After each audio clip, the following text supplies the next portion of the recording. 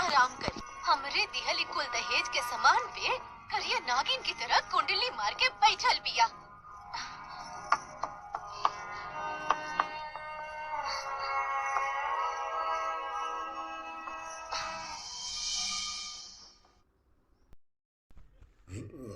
दोस्तों नमस्कार, आप सभी का हमारे चैनल में स्वागत है। दोस्तों आप सभी को हम बता दें, भोजपुरी फिल्म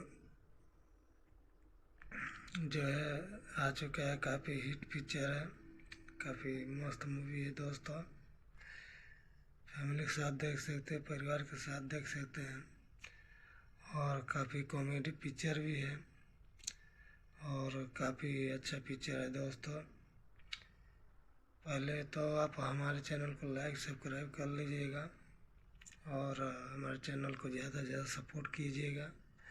थीम्स में तो आप सभी लोग देखे ही होंगे। दोस्तों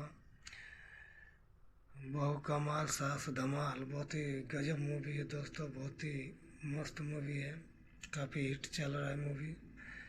दोस्तों ऐसे नए नए मूवी आप सभी के लिए हम लाते रहते हैं, और इस मूवी में जो भी किरदार निभाए गए हैं काफ़ी अच्छे रोल हैं, काफ़ी पारिवारिक मूवी है और काफ़ी बेस्ट मूवी चल रहा है। दोस्तों ये अब तक के लिए बस इतना ही। दोस्तों मिलेंगे आप सभी को नेक्स्ट वीडियो में और एक नए मूवी के साथ।